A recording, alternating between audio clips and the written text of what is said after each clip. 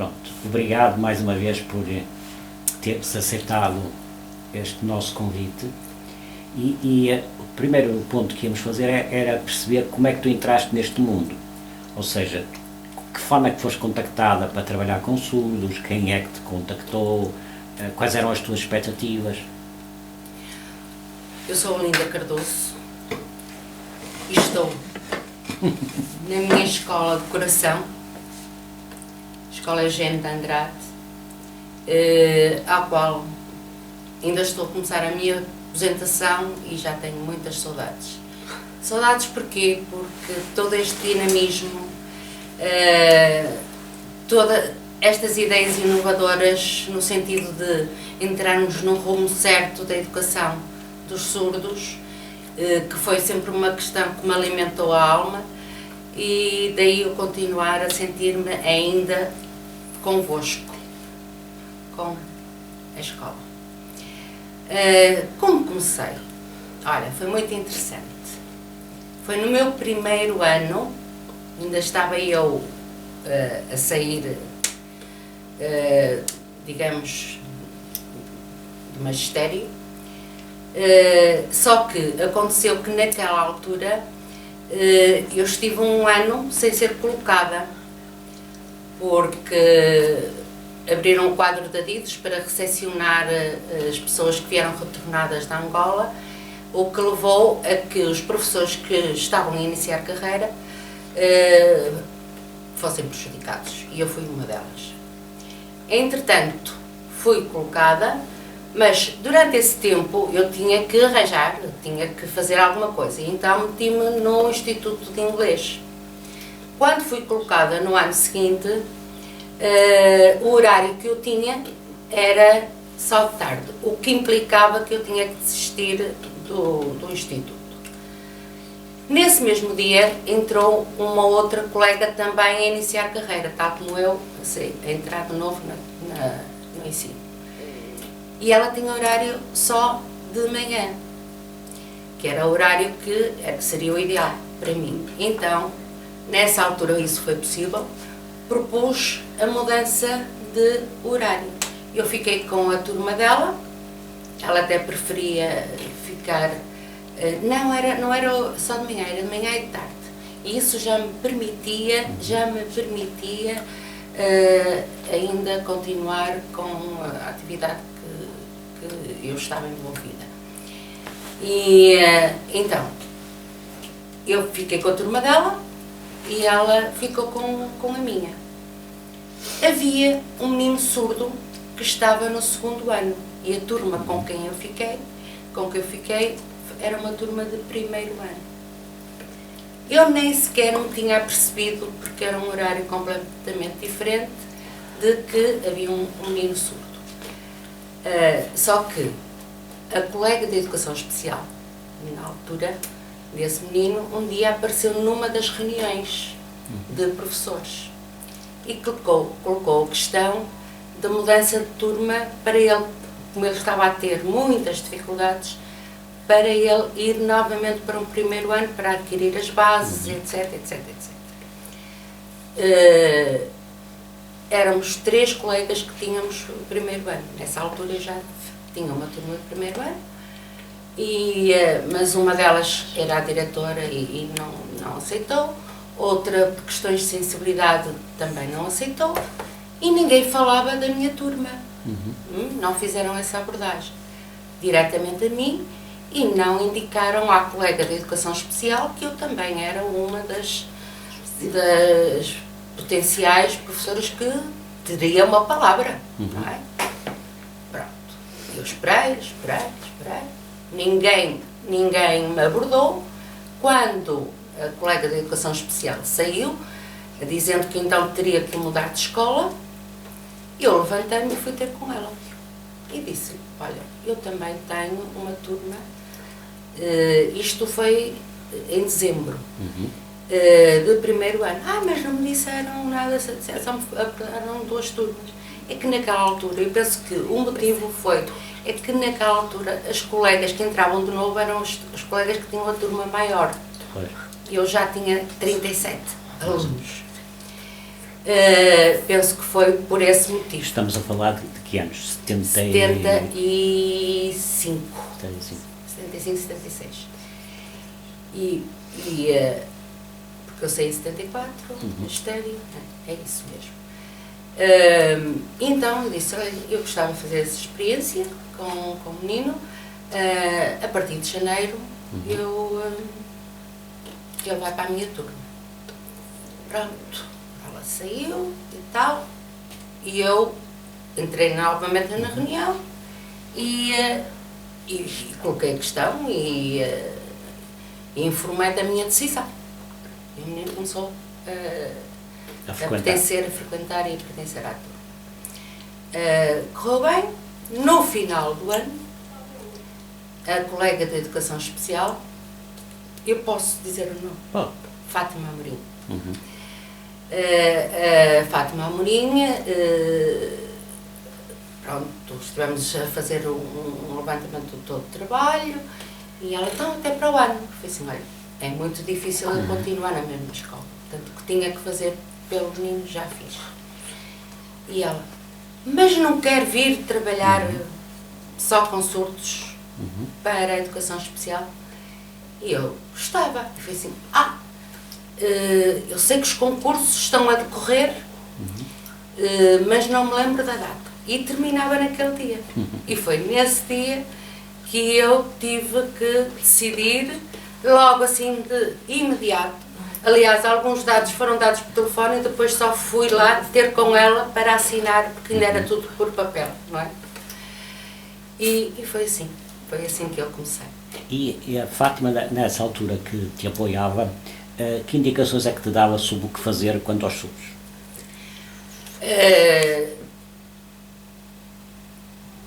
Pronto. Não vou criticar ninguém, porque todos nós passamos por fases evolutivas, não é? Muitos erros eu cometi ao longo da minha carreira, mas quando nós estamos no rumo certo e gostamos daquilo que fazemos, temos vontade de melhorar. E nós próprios analisamos quais foram os efeitos e, de acordo com os efeitos, se não foram tão positivos, se não tivemos o êxito, isso leva-nos a refletir e a pensar e a mudar.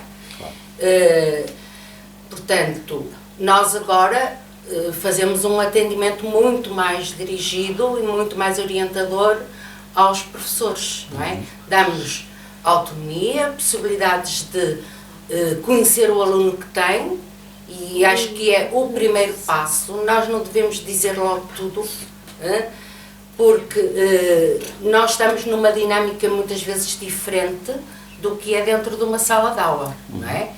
E dentro de uma sala de aula depende também com as características individuais e a envolvência da turma.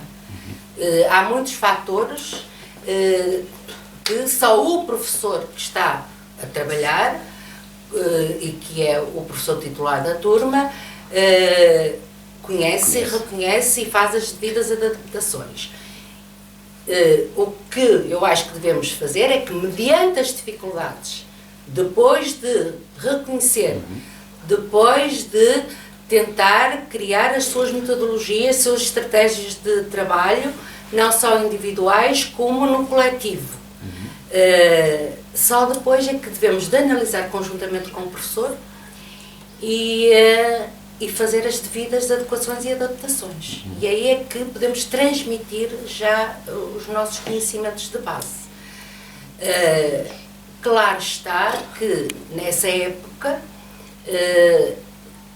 estávamos na fase do oralismo. Claro. Sim, estávamos na fase do oralismo.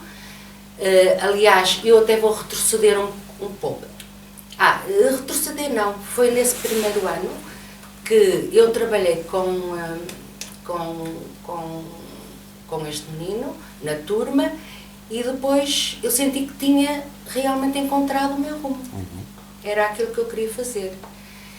E então comecei a tentar ir para o Instituto Aurélio da Costa Ferreira, que esteve fechado durante uns anos e eu tive que esperar um ano e meio, mais ou menos, mas nessa altura nós tínhamos o acordo luso-sueco e no final desse ano de trabalho, quando eu comecei a pertencer à equipa de educação especial, que na altura era só uma, ali no Marquês, não é? Na Rua da Constituição, que ainda era DEE, não é? Divisão da Educação Especial. Logo no início desse ano, havia umas formações que eram dentro de uma grande base com orientação com professores suecos que fizeram um trabalho connosco. Um trabalho essencialmente ao nível da formação. E portanto, nesse ano eu fui para Lisboa, penso que durante 3 meses, é que eu até chamava o curso de chouriço, dos 3 meses, que nós era a nomenclatura de batismo. Que era compacto. E que foi muito interessante e que me deu realmente passos e que aprofundou realmente a ideia que estava no caminho certo. Não há dúvida que muitas das vezes a vida dá esta volta, porque se eu não estivesse no instituto, não é? Eu não iria mudar o horário e nessa altura, eu como tinha o 3º ano, já não ia ficar com aquele menino, porque eu precisava era de ir para o 1º ano. E essa formação, desculpa interromper, essa formação dos suecos era uma formação essencialmente virada para a perspectiva oralista, que não era defendida na altura, não é? Mas que tinha metodologias muito próprias, não é? Sim. Apontava para metodologias muito próprias, sim.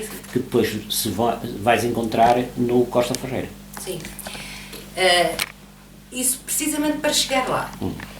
Eles tinham metodologias de ensino, uma delas ao qual eu abracei, considero o materno reflexivo, que era a terminologia desse projeto, do Van Uden, não é? É uma metodologia oralista, mas eles também aplicavam o gestualismo. Agora, a metodologia para o desenvolvimento da linguagem é que era oralista. Aliás, a maior base, que eu considero a maior essência, é na pré. Antes das crianças entrarem no primeiro ciclo. Antes de se confrontarem com a escrita. Porquê? Porque tem como base muito a capacidade visual das letras, das palavras, da estrutura, das frases, muito antes deles entrarem no primeiro ciclo. Isto é, acompanha, é quase como um acompanhamento do desenvolvimento da linguagem interior de base ao nível do processamento da informação, como é que a língua se organiza, e simultaneamente visualizando na escrita. Eles logo na escrita, na pré e antes da idade da pré, a partir dos 3, 4 anos de jardim de infância, através da técnica dos balões de fala, sempre que um falava, com a fotografia deles saía, falava ou tentava exprimir algo e que era captado, interpretado pelo interlocutor adulto. E mesmo ao nível da estruturação das frases, também eram abordadas com a estimulação auditiva também. E porquê? Porque o ritmo da frase era acompanhado não só ao nível corporal, mas também a nível visual, vendo a estrutura da fala e a melodia da frase apresentada de uma forma gráfica. Acho que ao nível evolutivo, ao nível de metodologias, esta é muito importante para nós ainda aplicarmos, mesmo estando numa era gestualista, que efetivamente foi muito difícil, digamos, aos ouvintes aceitarem. E estou a falar ouvintes não só ao nível de pais, porque havia pais que naquela altura também não aceitavam, queriam era que os filhos falassem. Mas também nós, professores e educadores, ainda tínhamos a ideia que eles conseguiam. E nessa altura não havia nas equipas os terapeutas da fala e nem intérpretes. Não é? O ensino ainda não estava muito menos docentes surdos, não é? Bilingue. E muito menos docentes surdos, não é? Já nem intérpretes havia nada. Portanto, nós, professores, tínhamos que fazer tudo. Não é? E eu também cometi esse erro de trabalhar horas a fim, pondo os meninos, tentando que os meninos falassem. Mas, no entanto, como eu fui fazer portanto, a minha formação para o Instituto Aurélio da Costa Ferreira ao fim de ano e meio, passado ano e meio, portanto já tinha um ano e meio de trabalho, comecei a sentir a necessidade, eu não estava tão aliada da realidade e sempre considerei que o rumo tinha que ser pelo gestualismo, porque já tinha sentido que iria ser um falhanço se continuássemos na mesma linha de oralismo. O que é que me aconteceu? Sim. Cheguei ao Instituto Aurélio da Costa Ferreira via oralista. Via oralista. De tal forma que eu e a minha companheira de curso, que até vivemos juntas durante 3 anos, houve, logo no primeiro ano do Instituto Aurélio da Costa Ferreira, houve um curso de língua gestual fora do Instituto, patrocinado e orientado pelo Secretariado de Reabilitação.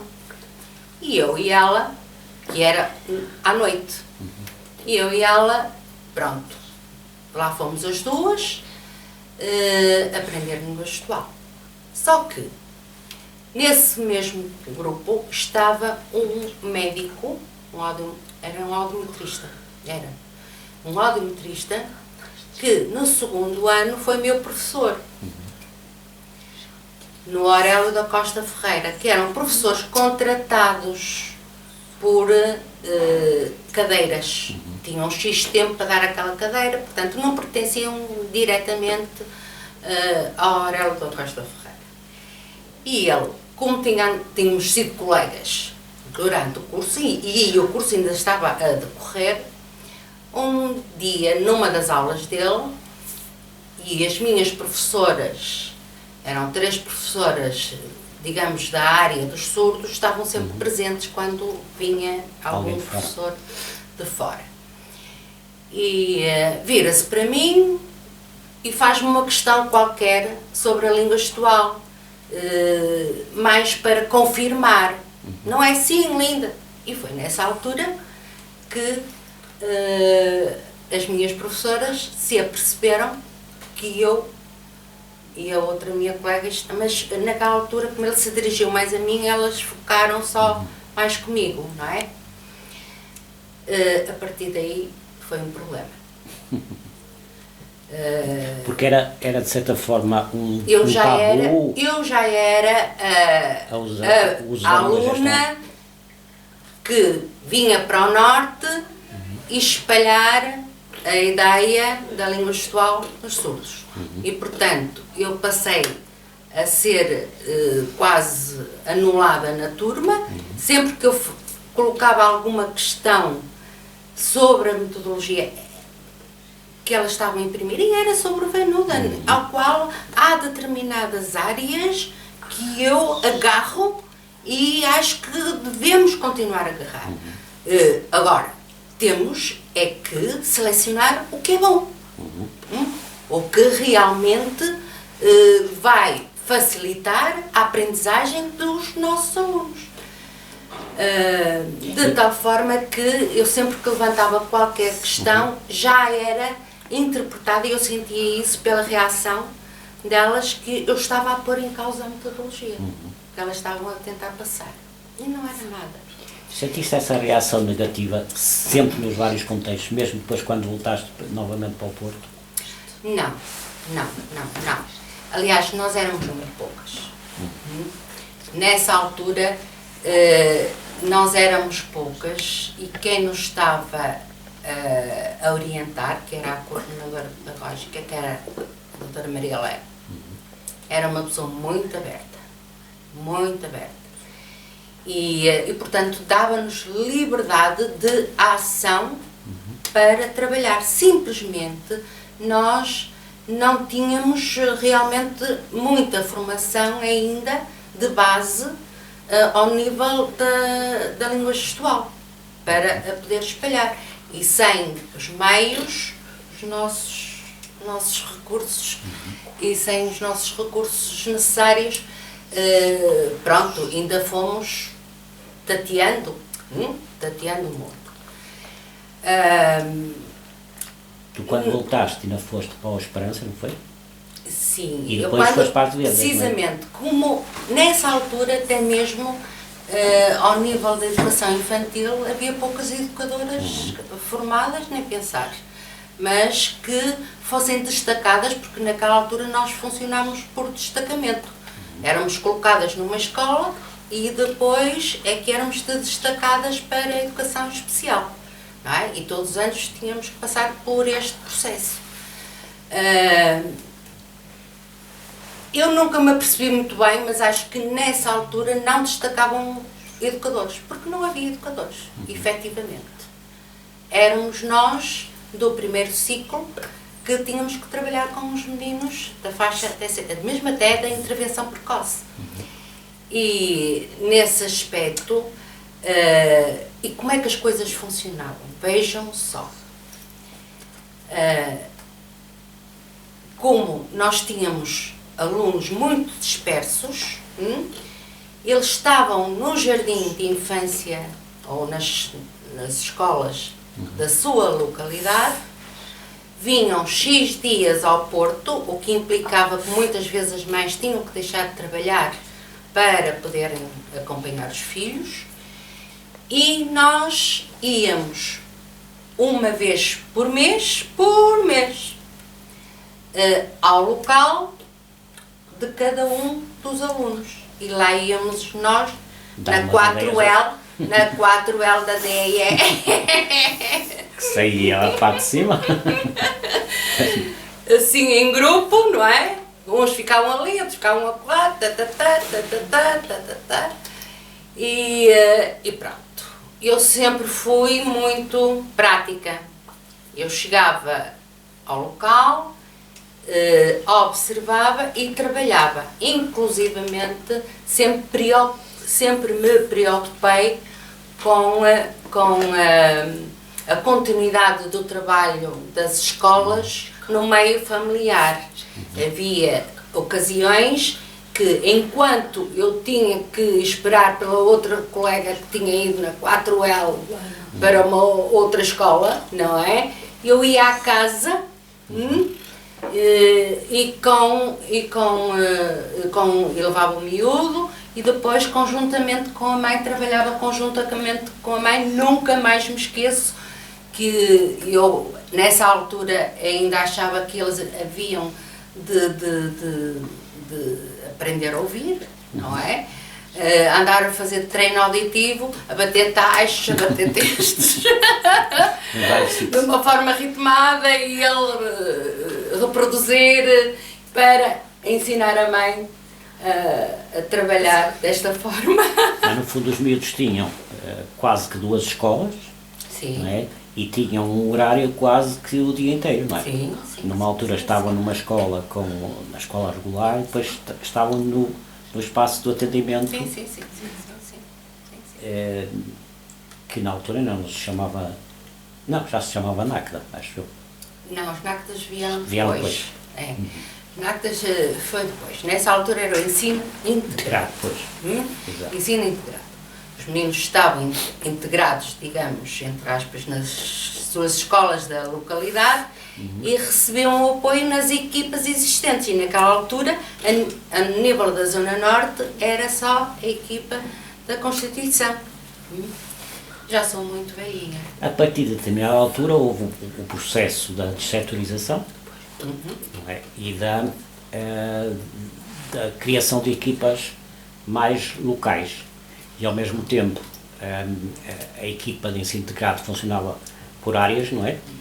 A da auditiva, a visual, etc. Certo. Passou a funcionar localmente, juntando todas as pessoas. Juntando todas as pessoas, porque até aí nós tínhamos reuniões em separado.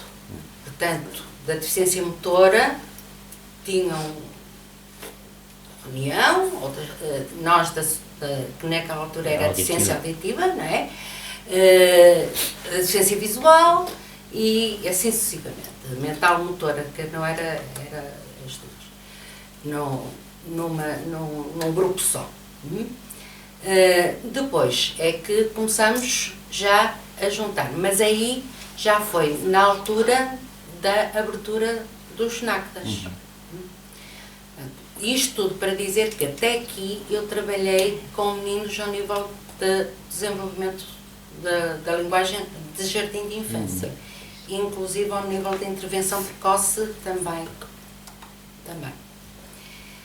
Daí eu ter uma visão do desenvolvimento da linguagem de uma forma, pronto, todas as fases são importantes, mas o facto de ter tido este percurso leva-me a ter uma imagem do que é necessário logo desde a intervenção precoce. E principalmente porque sempre tive esta visão do bilinguismo, não é? Trabalhar sim ao nível da terapia da fala e ao nível do desenvolvimento da língua oral para os casos que efetivamente têm potencialidades.